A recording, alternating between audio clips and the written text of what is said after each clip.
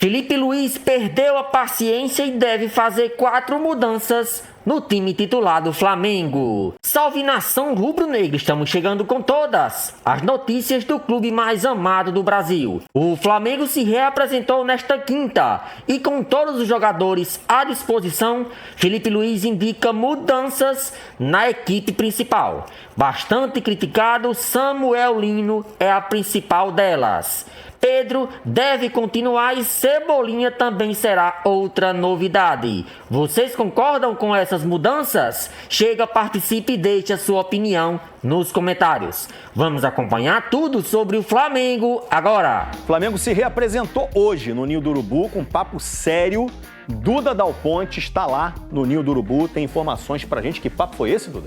Pois é, Escobar. Muito boa tarde pra você, pra todo mundo que acompanha o Globo Esporte. O Wallace Yan vai ser multado por conta da expulsão no jogo de domingo contra o Bahia. Ele ficou só 10 minutos em campo e levou 2 cartões amarelos. O clube entendeu que foi um erro grave, então já informou ao jogador que ele vai ser multado. Mas ainda não teve uma reunião oficial com o diretor de futebol, José Boto. Hoje pela manhã, aqui no Ninho do Urubu, o Wallace Yan treinou normalmente. E a novidade nesse treino foi o retorno do volante Pulgar. Ele está fora há 3 meses, desde a lesão no pé direito, que ele passou por cirurgia, lesão lá na Copa do Mundo de Clubes, e hoje ele voltou a treinar com todo o grupo.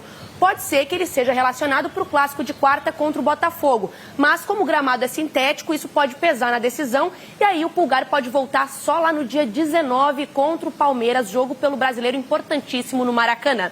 E antes de devolver para vocês, Escobar, deixa eu mostrar o que eu achei aqui no Ninho do Urubu. A Trionda, bola da Copa do Mundo de 2026, só que ó, no formato gigante. Eu só não rolo para você porque ela é pesada demais. Um abraço. Olha aí, ó. Vamos falar do Flamengo. Segundo a ESPN, o STJD vai convocar o diretor de futebol José Boto para prestar esclarecimento sobre as declarações dadas por ele após o jogo com o Bahia, de que há supostos favorecimentos da arbitragem em jogos do Brasileirão. Mais uma polêmica para a conta do Flamengo? Essa aí eu já passei. Essa daí. Já? É, um dirigente meu falando que não sei o quê. Aí o pessoal chamou a gente de chororô, a gente de maluco. Olha só, achou graça. Isso aí é recado velho. É ou não é, Pedrosa? É. O Boto tá com a IA também, velho? Não. Se juntar, achem.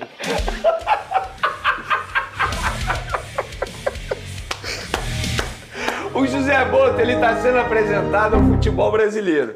Eu acho que ele deve estar levando um susto. Tudo que ele tá presenciando aqui no futebol brasileiro. E posso te falar, ô Venê, eu falei isso aqui em 23 em relação a sabe quem? O John Textor. Sim. Eu falei, é um choque de cultura pra eles que estão acostumados com um tipo de funcionamento das coisas, né? Aquele negócio do jeitinho, e aí não pra arbitragem, pra tudo que a gente vai fazendo. E aí você vê uns erros que aí, não, tá tudo bem, bota aqui, bota na geladeira, joga na Série B, volta, errou de novo. Meu Deus, é tanto erro, não sei o quê. E quem resolve? Ninguém. Quem conserta? Ninguém. Todo mundo reclama. E quem quer resolver? Ninguém. Aí o cara deve pensar, pô, tem um monte de erro, todo mundo concorda, uma hora eu choro, outra hora você, e ninguém quer resolver. Eu só acho sabe? que ele percebeu o seguinte, que é aquilo que a gente fala aqui no programa, no bom português, quem não chora não mama. Ele começou a reparar que se fizer pressão, em determinado momento pode favorecê-lo. Porque assim, e é isso mesmo. Agora, eu não vou entrar no mérito se tem favorecimento ou não, eu estaria sendo leviano se eu falasse isso. Mas falar sobre arbitragem, a gente já falou sobre várias vezes aqui. Ficamos meia hora aqui falando Inclusive, ficamos meia hora aqui no programa falando. Só a critério de informação. O Flamengo até o momento não foi comunicado de nada em relação a isso. Se o STJD de fato vai chamá-lo para falar, enfim, sobre essa situação. O que intriga pessoas de dentro do Flamengo. Como que a imprensa está sabendo antes do próprio Flamengo que o seu dirigente vai ser chamado pelo STJD? Então, enfim... Só a critério de informação, só passando essa informação, porque o Flamengo, até o momento, não foi comunicado de nada, pelo menos até agora, 1h43 da tarde. Muito bem. Vai falar o quê? Vai chegar lá e vai falar... Realmente, eu acho isso. Não tem nada, não. Então vai ter que chamar o Marlon, que é o lateral do Grêmio, que inclusive deu uma baita entrevista durante o jogo quando o Grêmio foi prejudicado. Vai ter que chamar muita gente mesmo. Muito bem. E ó, a bronca do Flamengo era em cima de quem? A gente estava falando isso aqui, né? Do Wallace Yan. Aí, após a expulsão no último jogo, parece que começou a surtir um efeito. Você trouxe a informação, foi primeira mão sua, né? Foi drone seu, não foi, Veni? Que ele foi multado, né, pela atitude, né? E começou a trabalhar com o coach mental Cleiton Carvalho. Um beijo muito carinhoso pro Cleiton. O Cleiton é um ótimo profissional, tá? Pra quem não lembra, o Cleiton também ajudou o Luiz Henrique no ano passado, num momento muito delicado do ano pro Luiz, alguns problemas estavam acontecendo. E um beijo pra Paizão também, que apresentou o Cleiton para o Luiz Henrique. E agora o Alacian tá na foto aqui na primeira sessão. Esse aqui que é o Cleiton, tá, gente, de óculos. Ele faz um belíssimo trabalho com o Luiz Henrique. A gente vê o homem tocando na taça antes da final, no tamanho da força mental dele. E aí agora o Alacian. Isso aí, pra mim, é muito importante, Vene. Só do menino fazer já esse movimento já é importante demais. E Exatamente. buscando um profissional capacitado pra isso, Antes né? de mais nada, quero deixar um abração pro Cleiton, que inclusive assiste ao nosso programa. Um beijo Eu já pra tive ele. a felicidade de conversar com ele algumas vezes. Ele é um já querido. trabalhou com vários jogadores também do Flamengo, que já passaram pelo Flamengo. Vejo muita gente criticando pelo fato do jogador procurar um mental coach, não um psicólogo. Cada um pensa como quiser. Não vou ficar aqui fazendo avaliação em cima disso. Mas só o fato do jogador entender que ele precisa melhorar o lado psicológico dele já me deixa extremamente feliz. Inclusive, o Flamengo tem um psicólogo. Mas, enfim, espero que o Alacian entenda a importância que tem a vida dele também fora de campo. Quando eu falo a vida dele é se cuidar, prestar atenção no que ele precisa fazer fora das quatro linhas, questão de recuperação, e não é apenas o jogo jogado. Então, boa sorte ao Alacian e ao Cleiton também. E eu acho o seguinte, Pedrosa, a gente ficou anos aqui nesse programa criticando o Flamengo porque não tinha psicólogo. Vocês lembram disso? Sim. Foram alguns anos, né? E agora, novamente, ainda bem O Flamengo tem. só informação, o Flamengo ficou sem psicólogo na comissão técnica do time profissional de 2019 até esse ano. Que foi o tempo exatamente, da foi quando gestão, a gestão Landim entrou, eles decidiram que não havia necessidade. Aí teve a mudança de gestão e agora tem esse psicólogo, que era o psicólogo do Botafogo, o Paulo. Ele Paulinho. está lá atualmente Ele é no Flamengo. ótimo, ele é muito bom, um beijo pra ele, inclusive. E aí a gente viu até nesse período coisas bizarras, soco, agressão de um atleta no outro. E isso não é coincidência. A gente tem um recorte aí muito recente do John Arias, falando da psicóloga do Fluminense e como ela mudou a carreira dele. E o Fluminense venceu uma Libertadores, obviamente com um investimento, com organização tática, com o Diniz, que é um super treinador, mas também com uma potência da mente. Hoje, sempre foi, mas a gente Super treinador e psicólogo. E psicólogo, porque o Diniz é verdade, ele é formado em psicologia. E assim, do mesmo jeito que a gente vê o atleta treinando no clube e fora do clube ele também tem um profissional que o ajuda, eu encontro esse caminho aí de ter o psicólogo do clube e fora também ter o seu psicólogo ou o seu coach, enfim, qual é o tipo de profissional que ele busca, mas que para fortalecer a mente também, o Pedrosa. Eu tô muito nessa linha, assim, cada um sabe o que é melhor para si.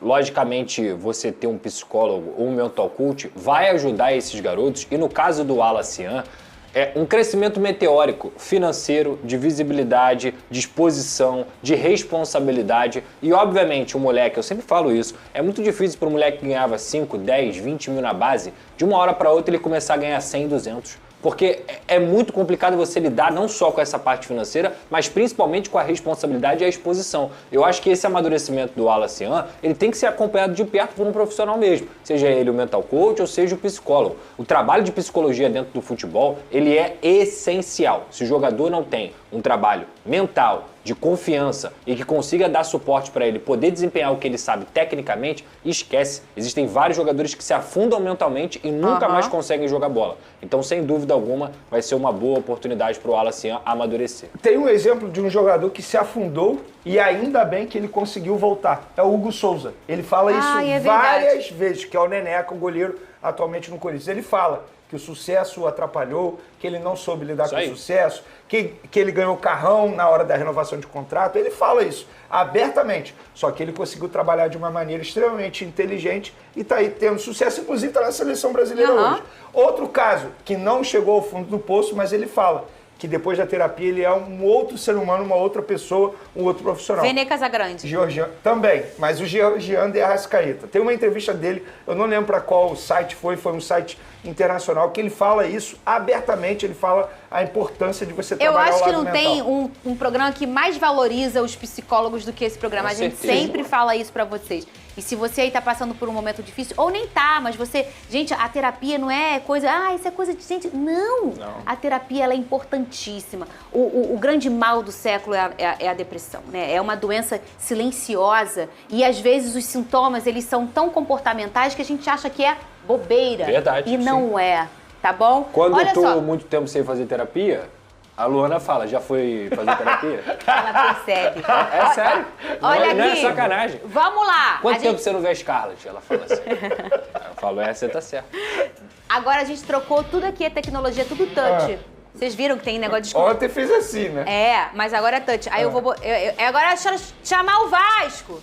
A CBF, Confederação Brasileira de Futebol, gerou um grande burburinho nas redes sociais e na imprensa esportiva ao divulgar, na quinta-feira, 09, o áudio do VAR, árbitro de vídeo, que envolveu um polêmico lance na partida entre São Paulo e Palmeiras, válida pelo Campeonato Brasileiro. A reclamação do São Paulo, após a derrota por 3-2, era em relação a um pênalti não marcado a favor da equipe paulista, o que gerou revolta não só entre os torcedores, mas também entre comentaristas e dirigentes. O clube, insatisfeito com a decisão da arbitragem, solicitou à CBF o áudio da conversa entre os responsáveis pela análise do VAR, na tentativa de entender os critérios que levaram à não marcação da penalidade. Quando o áudio foi divulgado, a resposta dada pelo árbitro responsável pelo apito na partida, Ramon Abati Abel, causou ainda mais surpresa e indignação. O lance polêmico, o que aconteceu na partida ao lance em questão, ocorreu aos 7 minutos do segundo tempo, quando o São Paulo vencia o Palmeiras por 2-0. Em uma jogada dentro da área palmeirense, o jogador são paulino Alan entrou em disputa com o defensor Gonzalo Tapia. Durante a ação, Tapia escorregou e acabou entrando em contato com Alan, derrubando-o na área. O árbitro Ramon Abatiabel, que estava em campo, não marcou a penalidade, e o lance seguiu em jogo sem qualquer revisão do VAR. Após o episódio, o responsável pela análise do VAR, Hilbert Estevão da Silva, foi questionado sobre a possibilidade de uma revisão, mas manteve a decisão de não revisar. Ele afirmou que o contato era acidental e que a bola estava saindo da área. Para justificar a não marcação, Abatiabel declarou no áudio: escorregou. A bola está passando. Pode seguir. Logo após, Estevão da Silva reforçou a posição, dizendo: é justamente isso. Ele escorrega. O contato é acidental e a bola está saindo da área. Para os torcedores e analistas de futebol, esse áudio gerou ainda mais perplexidade, pois o contato parecia ser claro e evidente, o que causou um sentimento de injustiça entre os fãs do São Paulo e uma grande repercussão nas redes sociais. Reação dos torcedores e comentaristas. Decisão de não marcar o pênalti.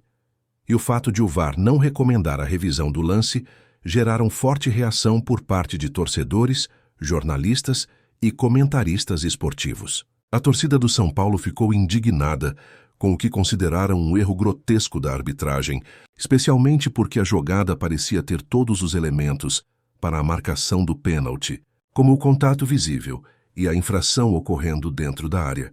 Muitos acreditam que esse erro prejudicou diretamente o São Paulo, que já estava com a vantagem no placar. O episódio também gerou discussões acaloradas entre os comentaristas de arbitragem. Alguns afirmaram que o critério utilizado pelos árbitros e pelo VAR foi inconsistente, enquanto outros questionaram a lógica por trás de se considerar o contato acidental, especialmente quando ele resulta diretamente em uma queda dentro da área. O fato de a bola estar saindo da área também foi algo contestado, pois muitos argumentam que mesmo com a bola fora da área, o pênalti poderia ser marcado pelo contato cometido contra o jogador são paulino.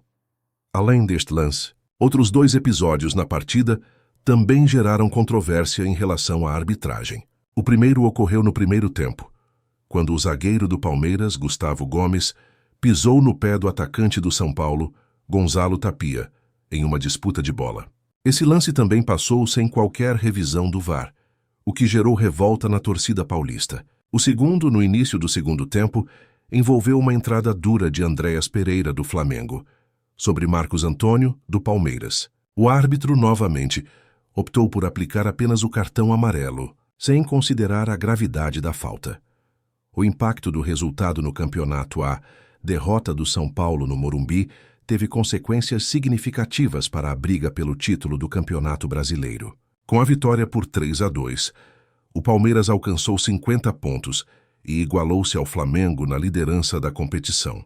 No entanto, o Flamengo acabou sendo prejudicado pela tabela, já que a equipe alviverde superou o time carioca pelo critério de número de vitórias. Esse resultado, portanto, teve implicações não apenas para o São Paulo, mas também para os clubes que disputam a liderança do campeonato, o que gerou ainda mais debate sobre a atuação da arbitragem. BAP critica a postura dos clubes. Da Libra, além da polêmica envolvendo o VAR, a diretoria do Flamengo também tem enfrentado dificuldades nos bastidores da Libra, Liga Brasileira de Futebol. O presidente do clube, Rodolfo Landim, conhecido como BAP, fez duras críticas à postura de outros clubes da Liga, especialmente no que diz respeito à divisão dos valores de transmissão dos direitos de TV. Em entrevista nesta quinta-feira, 09, BAP desabafou sobre a falta de apoio que o Flamengo teria recebido de outros clubes, afirmando que o rubro-negro nunca foi ajudado financeiramente pelos outros times da competição. BAP contou que, durante um período difícil da história do clube, há 13 anos, quando o Flamengo enfrentava dificuldades financeiras, não houve nenhum tipo de ajuda por parte dos outros clubes. Segundo o presidente, em momentos críticos do clube, como quando o Flamengo não tinha dinheiro nem para comprar papel higiênico, nenhum clube se ofereceu para ajudar. Em um tom crítico, ele afirmou que a ideia de colaboração entre os clubes da Libra não existe, pois muitos deles ainda se veem como concorrentes e não como parte de um sistema que deveria, teoricamente, trabalhar de maneira mais coesa. BAP também aproveitou a oportunidade para falar sobre a necessidade de uma maior maturidade entre os clubes, mencionando que, para a Liga funcionar da melhor forma possível, é necessário que haja uma relação diferente e mais madura entre os clubes. No entanto, ele reconheceu que isso só seria possível se as relações entre os times mudassem e se uma maior transparência e colaboração fossem adotadas. Lesão grave de Montoro afeta o Botafogo em um outro tópico. A preparação para o clássico entre Flamengo e Botafogo também ganhou destaque. O Flamengo, que enfrenta o Botafogo na próxima quinta-feira, 15, pela 24ª rodada do Campeonato Brasileiro, recebeu uma notícia importante sobre o rival. O meio-campista do Botafogo, Álvaro Montoro, sofreu uma grave lesão durante a sua participação pela seleção argentina na Copa do Mundo Sub-20. Montoro se lesionou durante o confronto contra a Nigéria, na última quarta-feira, 08, e precisou ser substituído aos 37 minutos do primeiro tempo. De acordo com o jornal argentino Olé, Montoro sofreu uma fratura na clavícula direita e precisará passar por uma reavaliação médica. Caso a gravidade da lesão se confirme, o jogador pode ficar de fora do restante da temporada. Desde sua chegada ao Botafogo, em junho de 2025, Montoro se destacou como um dos principais jogadores da equipe, tendo participado de 18 partidas e contribuído com 3 gols e 2 assistências. Expectativa para o próximo clássico com a lesão de Montoro, o Botafogo terá que lidar com a ausência de um dos seus principais jogadores no clássico contra o Flamengo. O rubro-negro, por sua vez, está focado na preparação para o duelo e espera não ter desfalques importantes. O volante Eric Pulgar, que se recupera de uma fratura no pé direito, ainda está em fase de recuperação, mas a expectativa é de que ele esteja disponível após a data FIFA. O clássico entre Flamengo e Botafogo será disputado no estádio Newton Santos, no Rio de Janeiro, e promete ser um dos jogos mais emocionantes da temporada. Ambos os times têm ambições altas no campeonato e, portanto, a partida será fundamental para os rumos da competição. O Flamengo, com seu elenco completo, espera sair vitorioso, enquanto o Botafogo, sem Montoro, buscará superar a ausência de sua estrela para continuar na luta por uma posição de destaque na tabela. Conclusão: o Campeonato Brasileiro segue cheio de controvérsias e surpresas.